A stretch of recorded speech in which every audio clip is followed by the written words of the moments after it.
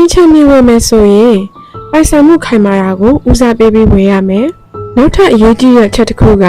နေရာကောင်းပြီးလမ်းတာတာကိုရွေးချယ်ဝယ်ယူနိုင်ရမယ်ဒါမှသာကိုကနေမယ်ဆိုရင်လည်းအဆင်ပြေတယ်မယောင်းနေပဲထားမယ်ဆိုရင်လည်းအဆင်ပြေတယ်ပြန်ရောက်မယ်ဆိုရင်လည်းမျက်နှာပန်းလှလှနဲ့ဈေးကောင်းရနိုင်မှာပဲဖြစ်ပါတယ်ပြီးရင်နေရမယ့်အိမ်ဝယ်ယူမယ်ဆိုရင်ပတ်ဝန်းကျင်ကောင်းတာရက်ွက်တတ်တာကိုလည်းဦးစားပေးပြီးတော့ရွေးချယ်ဝယ်ယူရပါမယ်အဲ့ဒီအချက်တွေအားလုံးနဲ့ပြည့်စုံနေတဲ့အိမ်လေးတစ်လုံးကိုစုမုံတွေ့ထားပါတယ်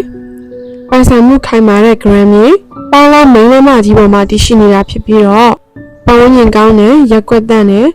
ဒီလိုအိမ်အသစ်ဆက်ဆက်ကလေးတစ်လုံးကိုစုမုံကအခုရောင်းချပေးမှာပဲဖြစ်ပါတယ်ဒီလေးရတင်နေရကတော့ဝေပြီးတော့ပပတီမျိုးနဲ့ဝနာဒီပါရက်ွက်ပေါင်းလားမိန်းမကြီးပေါ်မှာမင်းတင်ပြီးရှိနေတာပဲဖြစ်ပါတယ်ရှင်ဒီလေးကလမ်းထက်အမြင့်မှာရှိနေတာဆိုတော့မိုးရင်းကာလရေဝင်မှာရေတင်မာတွေကိုစိုးရိမ်စရာမလိုတော့ပါဘူးအိမ်ရှိမှာလည်းရေမြောင်းစနစ်ပါပြီးသား flower box plant box ကလေးတွေလည်းထည့်ပေးထားပါတယ်ခြံရှိမှာလည်းပန်းမလေးတွေစိုက်ပျိုးလို့ရတဲ့ဒီgarden လေးထည့်ပေးထားတယ်ဒီမှာဆိုရင်အော်တတိုင်းလေးခိုင်ခိုင်ခန့်ခန့်နဲ့တန်ဆူးချိုးပလေကျိုးလည်း2ဆင့်တင်ပေးထားပါတယ်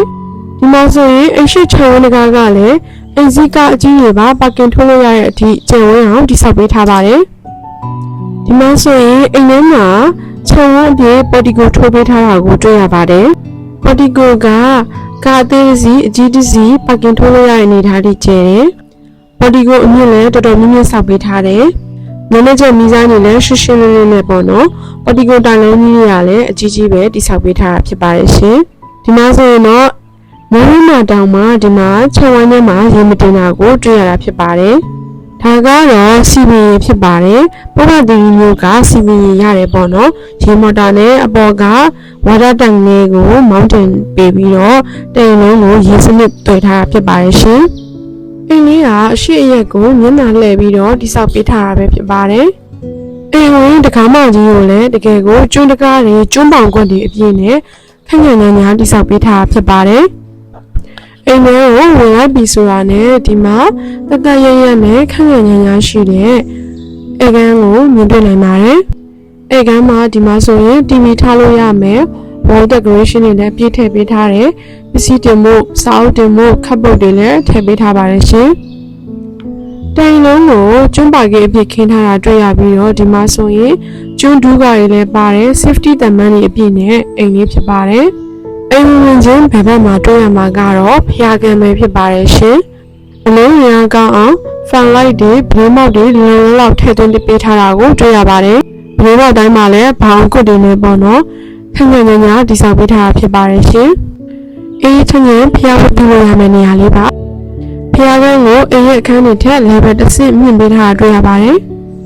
အိမ်ရဲ့ဝင်ချင်းနောက်ထပ်အခန်းတစ်ခုကတော့ဘယ်ဘက်မှာတွေ့ရမယ်Master bedroom အခန်းကျယ်ပဲဖြစ်ပါတယ်ရှင်။ဒီ Master bedroom ကြီးက15ပေပတ်လည်လောက်ထိကိုကျယ်ဝန်းတာတွေ့ရပါတယ်။ဘယ်လိုသုံးဖို့တောင်ပါတော့လေဝင်ထွက်အားကိုအလင်းဝင်အားကိုကောင်းတာကိုတွေ့ရပါတယ်။အခန်းကျယ်ဖြစ်တဲ့အတွက်မှန်နေကုန်နဲ့အဝတ်ဘီယိုတွေပါထားလို့အဆင်ပြေပါတယ်။ဒါကတော့ Master bedroom ရဲ့ရေချိုးခန်းသက်ဆိုင်ငံဖြစ်ပါတယ်ရှင်။ပိုတိုင်း shower ဝန်လန်းစင်တွေကမှအစားexhaust fan တွေအစုံပြည့်စုံတက်ဆင်ပေးထားပါတယ်။အခန်းတွေတိုင်းမှာ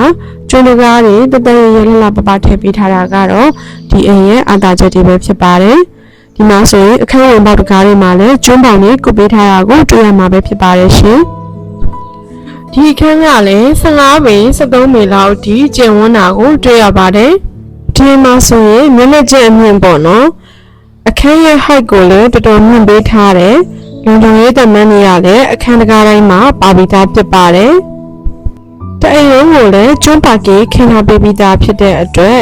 တတရရနဲ့မြင်ချင်စရာအိမ်လေးဖြစ်ပါတယ်။ဒါကတော့ Master bedroom ခန်းမှာရှိတဲ့ဒီရေချိုးခန်းအိမ်သားဖြစ်ပါတယ်။ရေဘူးရေအေးဆက်ပါပြီးသား shower တွေဒီ exhaust fanရေချိုးခန်းပတ်လေးကိုလည်းကြွေပြားတွေကတ်ထားပေးပြီးသားပုံရိုင်းပြည့်အစုံနဲ့ဒီအဆင်ပြေတဲ့ရေချိုးခန်းသက်ဆိုင်ငံလေးပဲဖြစ်ပါတယ်ရှင်ဒီနေ့မှဆိုရင် master bedroom ကသုံးရမ်းပါတယ်ပေါ့နော် အဲ့တော့ကြတော့မိသားစုများတဲ့သူတွေအတွက်လည်းအဆင်ပြေတဲ့အိမ်လေးပဲဖြစ်ပါတယ်ရှင်ဒါကတော့မိဖို့ကြောင့်လည်းမချင်းဆိုင်မှာရှိတဲ့တတိယမြောက် master bedroom ပဲဖြစ်ပါတယ်ဒီမှာဆိုရင်ဗတင်းမောက်က9ပေါက်တောင်ဆိုတော့နော်လင်းလေးထွက်အားကောင်းတယ်အလင်းဝင်အားကောင်းတဲ့အခန်းလေးပဲဖြစ်ပါတယ်ဒီ master bedroom အခန်းမှာဆိုလို့ရှိရင်လည်းဒီရေချိုးခန်းအိမ်သားကလည်းကြကြဝန်းဝန်းရှိတဲ့ရေပူရေအေးဆက်ရှာဝါအဖွင့်လန်းစဉ်ပေါ့နော်ပိုးတိုင်းပြည့်စုံတဲ့ exhaust fan တွေပါပြီးသားရေချိုးခန်းအိမ်သားလေးပဲဖြစ်ပါတယ်ရှင်ကျွန်းကားတွေကလည်းအဆင်ပြေတယ်ဒါကတော့ kitchen and dining room ဖြစ်ပါတယ်ဒီမှာဆိုရင်မိဖို့ကြောင့်မှလည်းကောင်တာကလည်းအဆင်ပြေတယ်ဒီအပေါ်အောက်ခပ်ပုတ်တွေလည်းတက်ပေးထားတယ်အဲ့ဒီအတွက်ပစ္စည်းတွေများများထားလို့ရတယ်အိမ်ရှင်မတွေအကြိုက်ဖြစ်မှာပါရှင်ဒီမှာဆိုရင် basin ပြီးလို့ရှိရင်ဒီမိဖို့ကြောင့်မှဆိုရင်လည်းကြွေပြားအပြည့်ခင်းပေးထားပြီးတော့တန်ရှင်းလို့ရလို့ပူစင်မှာဖြစ်ပြီးတော့ဒီမှာဆိုရင်ဒါရေခဲတွေထားလို့ရတဲ့ socket ဖြစ်ပါတယ်ဒါကတော့မိဖို့ကြောင့်ကနေထွက်လိုက်လို့ရှိရင်အနောက်မှာအများဆုံးရေချိုးခန်းအိမ်သာတည်တံ့ထပ်ပေးထားရပဲဖြစ်ပါတယ်ရှင်မိဖို့ကြောင့်ကလည်းလုံလေးထွက်အားကောင်းအောင်ဗတင်းမောင်း2ပေါက်ထည့်ပေးထားတယ်ဒီမှာဆိုရင်ထမင်းစားစုံပဲထားလို့ရပါတယ်